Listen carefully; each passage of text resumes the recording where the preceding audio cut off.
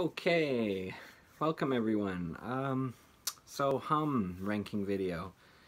You know, I was gonna do one of these this summer regardless, but it sucks to be doing it under these circumstances. Brian St. Pierre of Hum, the drummer, passed away yesterday, July 1st at 52. And for undisclosed reasons, hasn't been revealed yet, but you know, much love to him and his family, and respect, definitely respect their privacy and all that, but obviously the other three who are actively in Hum right now are just devastated.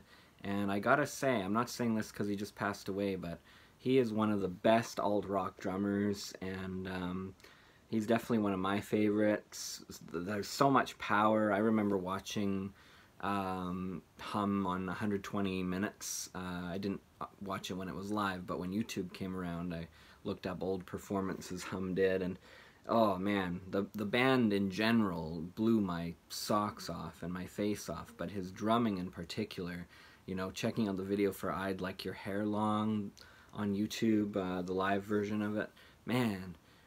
So yeah, rest in peace, rest in power, Brian St. Pierre, and hopefully you're drumming up there in heaven with all the other great people that we've lost. So yeah, it sucks to do the video under that circumstance, but I really wanted to do a Hum ranking video anyway, pretty much ever since Inlet came out, which, spoilers, I'm a huge fan of. I think I said that on my best records of 2020 list. So yeah, anyway, it's kind of a bittersweet video, but you know, that's the bittersweet part. Now onto the sweet part. His life's work and his work with this band is amazing. Everyone in this band has been incredible. Hum, I mean, they didn't release that much, so you know, I discovered them, I listened to them so much, and then I kind of didn't listen to them too much anymore. I'd pop in Downward as Heavenward every 6 months to a year, and man, it always sounded so good every time I played it. When You'd Prefer an Astronaut came out on vinyl, like the second time I got it, I think it was the second time, and that was probably 10 years ago, and I was living by myself and in an apartment where no one cared about noise, and I just cranked it like louder than I've ever cranked a record, and it just sounded so good. That was on SRC vinyl. So yeah, so anyway, this is gonna be pretty quick because they only have 5 studio albums, and the first one, number 5, the lowest one ranked, I actually quite like it, but I don't have it because it's really hard to get. It's out there in the wild on CD and cassette, but it's very punky. It kind of establishes a few traits on a couple songs of what the band would become later on, even on the next release. Their sound would change so much when they added Tim Lash to the group. But it's called Fellatio, which is a play on words because it's got a fish on the cover. And I remember when I discovered Hum, I was enthusiastically tell my mom in the kitchen, like, you know, what bands I discovered and, you know, everything about them, and she was probably like, yeah, like, if you talk about the Beatles, I know what you're talking about, and I just ad nauseum, just talk about these bands, because I was always so excited about music and new music and all that, and I said, yeah, and I'm collecting everything they got. They only got 4 releases, I have 3, I gotta get the last one, Fellatio. And then that's when it dawned on me, I didn't get the pun before because I'd never said it out loud, and I was like, oh. Thankfully my mom's cool, but it's kind of like, oh, awkward. So that's number 5. Definitely, the whole thing's really good. It's definitely a little more sophomoric, like with the humor and the playing, and it's definitely punkier. It sort of sounds more like Poster Children or something than a Hum record. It doesn't establish too many of the traits that, you know, the band would be known for, and the kind of technical heaviness that they would do. And the melody isn't quite there yet, but it still gets by on energy. It's still an energetic record.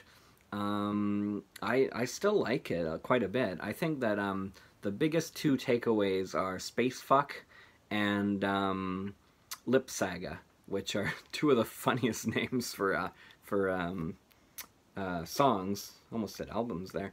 And those two are really highlights. When I discovered the album, I got a kind of a low quality, like 128 bit rate or whatever you call it, on some file sharing site.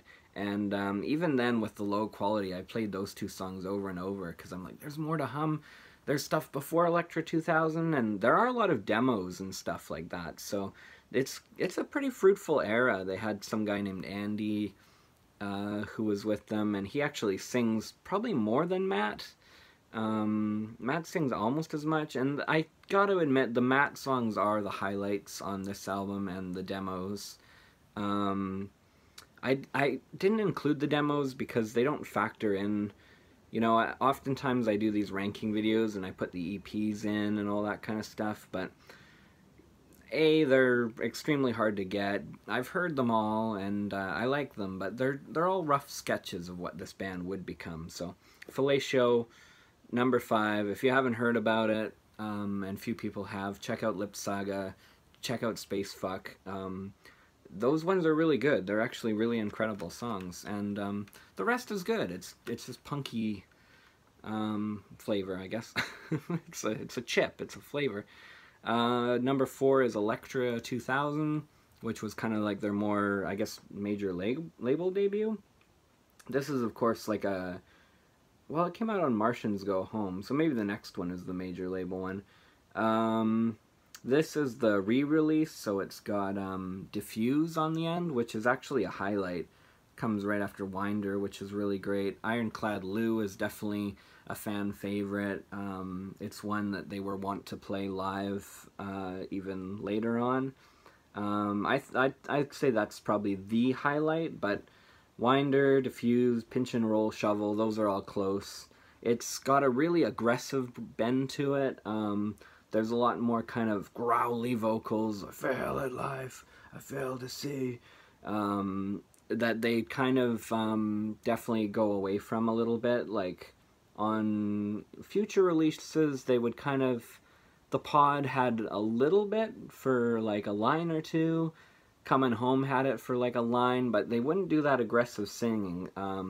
The music remained heavy, but the vocals became more melodic and also more poetic and open to interpretation, whereas this one, there's a lot of kind of life as sucks, and though sometimes it's delivered in a really funny way, and I actually really like the songwriting even this early on. Matt's kind of... I don't know, I like how it's like, Mama taught me how to dance and pray, and I said, okay. And the way he delivers it is just like, kind of like with a shrug, and then it's like all these trials and tribulations, and everything I say and do, fuck you. Like, I'm trying not to swear on this channel, but with Hum, like, it's in the lyrics, it's in the song titles as well, so it's hard not to. Yeah, Elektra 2000, it's great, and I've been hearing this for about 6 months or so, but I hear there's a vinyl, like, repress or whatever. I would love to have a vinyl version of this one. I think I got the next one down here. Yeah, so it's number 3. A lot of people will be surprised, but you'd prefer an Astronaut. Don't get me wrong, I love this record a lot. There it is, that's how I originally got it. This is how I got it on SRC Records. Yeah, I mean, Little Dipper, what an opener. The Pod, that's one of their best. Stars, that became their big hit, and they sold 250,000 copies of this just off the strength of Stars. Suicide Machine's great. Why I Like Robins is, that's a really good one. I'd Like Your Hair Long is just blistering, and even better live. As this band usually was. Like, they were such a good live band. I got to see them once, but Brian wasn't on drums. They had a different drummer. It was at one of their reunion shows or whatever, and I can't remember the name of the drummer. He was good, and I was on cloud 9 seeing Hum at all. I'm so glad I at least got to see them once. But at the same time, it's like, man, I would have loved to see, like, the core 4, like, not, I guess they're not the original members, because Andy and stuff were in the group, but, you know, yeah, seeing Tim, Matt, Brian, and Jeff Dempsey, I mean, that would have been absolutely stellar. But I got 3 out of 4, just like when I saw Black Sabbath. I got 3 out of 4. Didn't get the drummer, didn't get Bill Ward. But, you know, I'm grateful I saw them at all. But, man, if I saw Brian, that would have been incredible. The reason why this ranks 3 instead of 2 or 1, most people would put this up as 1. It is their most famous, it sold the most records, it's got the hit on it. But to me, the other ones are more consistent records. Out of all these 9 songs, they're all good to absolutely stellar and amazing, except The Very Old Man is one of the biggest buzzkill songs ever. I mean, you have those 4 incredible classics, and Suicide Machine stops, and then you kind of hear this faint, like tiny little riff played really quietly. The volume's all turned down, even though you left your stereo on the highest setting or whatever. And then you turn it up, or you go closer to the speaker, or put your headphones in your ear trying to figure out what he's whispering and what he's saying, and you have like the most boring song that's ever existed. Even if you turn it up, yeah, The Very Old Man is as boring as listening to some very old man ramble on. Obviously not your grandpa or anything, you know, you love him, but if you've ever met a very boring old man, maybe they should have called it that. Oh man, everything Hum recorded was so good, especially to put on their actual albums. Except this song. This song baffles me. It's so bad. And they have demos that are really good from this era, actually. Some B-sides to the couple of singles that came out. Yeah, I don't get it. Actually, I think there were 3 singles, yeah. So that's cool. But yeah, sorry for, you know, rambling on. I don't think I dissed anyone's favorite song. Someone's going to say, I like that song, but no one on planet Earth is going to say, oh, that's my favorite Hum song. The one where he kind of whispers silently and he's not saying anything interesting. And it just goes on, kind of like my ramble. Inlet is number 2, and this is one of the coolest comeback records of all time. How many years has it been? Like, I guess it had been about 22 years at the time. Out on Earth Analog Records, of course. One of my favorite records of 2020. Probably the best performed record of 2020, though I did put George Clanton and Nick Hexum, that record, as my number 1, because it was my most listened to. It's so catchy. I really loved that one, but this was just as great, or, you know, maybe even better technically, but I had to go with my heart. But it's a 5 out of 5 star. When the first time I listened to it, it just blew my face off, to use that one again. And I said, this might even be better than Downward is Heavenward. But that was kind of the newness of it, and yeah, there is really no beating Downward is Heavenward. It's one of the best records of the 90s. And but yeah, this is so good. Not one of these songs is bad. There's only 8 tracks, but some of them really go on in a good way. I like longer Hum songs. And I think a lot of the best songs, actually my favorite songs off this one, are all the longer ones. I also like the touch that, you know, it's obviously a very, it's a good cover actually, but they've got the hum with the duration, 55 minutes, 31 seconds, like they always used to do. Alright, and then number 1, of course, Downward is Heavenward. This is the one that a lot of the biggest fans like, though, you know, if you're number 1, you'd prefer An Astronaut, that doesn't mean you're any less of a fan. But this is kind of the one that a lot of the more hardcore fans pick over a lot of the more casual fans. But again, there are, you know, different circumstances. Isle of the Cheetah is one of my favorite recorded songs of all time, I think.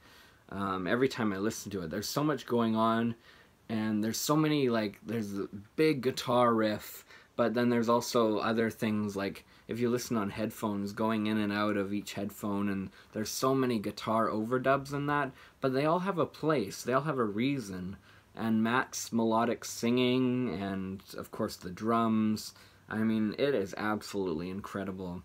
And it was the first song I ever heard from Hum, and I have to credit and thank my cousin Mark, who was introducing me. I guess I found Helmet, and I really liked what I heard. And as soon as he heard that, he came over on his scooter. He made me a mixtape that day of his favorite like Helmet songs from the first 4 records. But then as a bonus track, he put on the end Hum, Isle of the Cheetah, and you know, I was listening to the Helmet stuff, and one of the Aftertaste songs finished, and then I was like, holy crap, like 1 minute in, like, well, right away it's like, whoa, what's this? The like, the production is just big and amazing, and then things quiet down a little bit, and then that softly strummed riff comes in, and you're like all attention, like, yeah, I'm there, and then and the heavy stuff starts in, and then like all the discordant stuff, and I thought, this is incredible. Like, who is this band? I got to go investigate right away. I got to go buy this right away, and just the memory of that one track alone, like. And then the rest, I mean, this is a consistent record. The rest is no slouch. Coming Home, which was a single, surprisingly. There's a video for it. It doesn't sound like anything on the radio at the time at all. And I mean that in a great way. It's probably another one of my favorite Hum songs. If You Are to Bloom slows things down a little, just a little bit. It's still quite heavy, but it's got kind of a more melodic vocal line. Miss Lazarus is very interesting because it starts with almost a country flair in a way, but the song ends up going a whole different route. I really like that.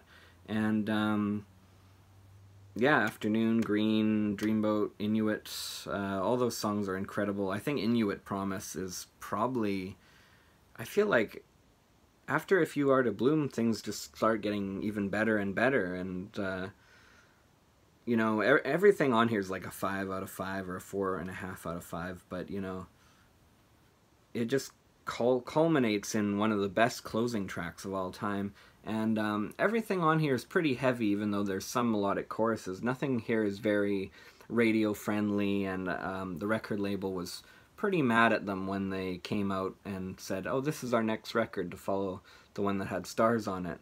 And they said, you gotta go re-record this, or I don't think Green to Me was part of the track listing. They said, we need a single. You guys have to go back and give us a single. And I'm pretty sure that's the song they gave them, and they made a video for it, and it just tanked. People didn't get it. But even that one's a great song. It's too bad that they didn't get their vision, the public didn't get their vision. But, you know, the people that heard it and liked it, they got it, and I think it's worth it for the art. Just the art of the great musicianship, and one of the best records of the 90s in my opinion.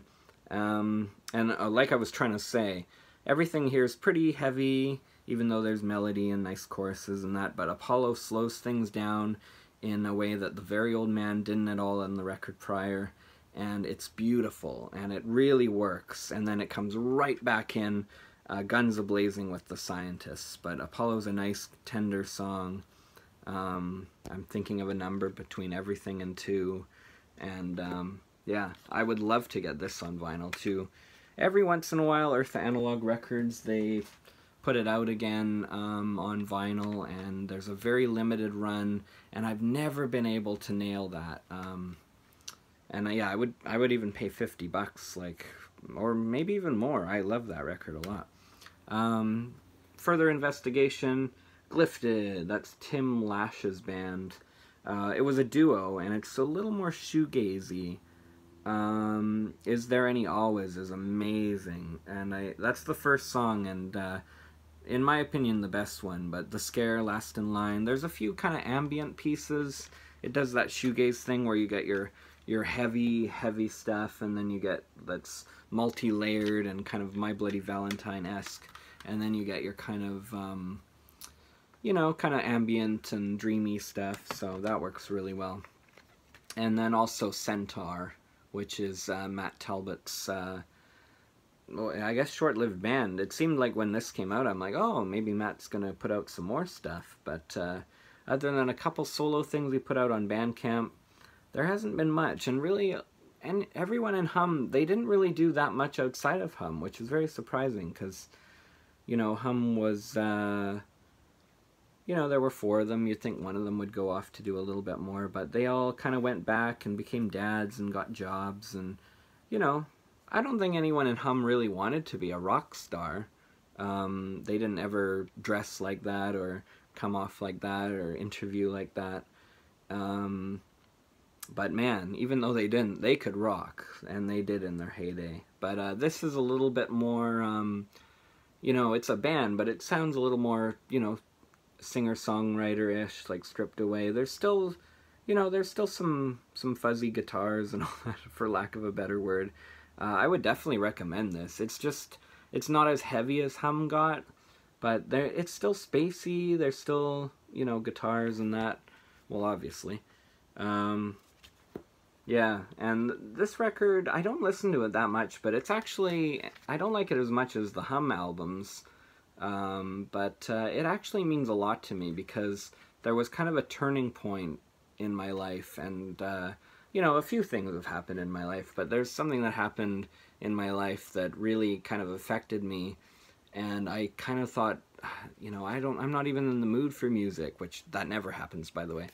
And I'm like, oh, what do I throw on? I'm looking at my CDs, and I chose this one, and I listened to Life Begins, and I'd heard it before. Like, I'd had the CD for a year or two by then, because it came out in '02. I got it very close to when it was released, I think.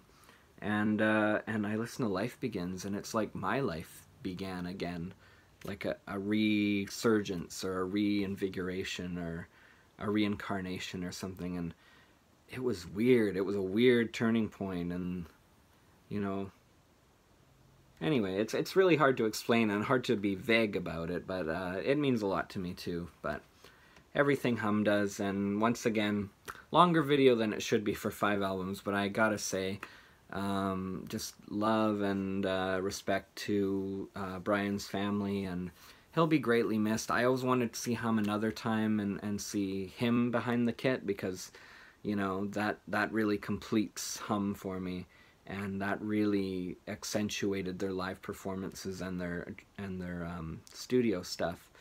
But yeah, anyway, it's sad. 52 is pretty young, I gotta say. And yeah, if you like Hum, hopefully you enjoyed the video. Please give me your top 5 as well. You can say your favorite tracks too, as I sort of touch on. And if you haven't heard them, I don't know why you've watched this far, but thank you. Check them out. They're an incredible band, and space rock is kind of a dumb genre, but that's kind of what they do. It's heavy, but it's spacey. And really, there are other bands that kind of do that in that vein, but no one does it quite like Hum, and you can't directly even compare them to their peers. They're kind of their own entity.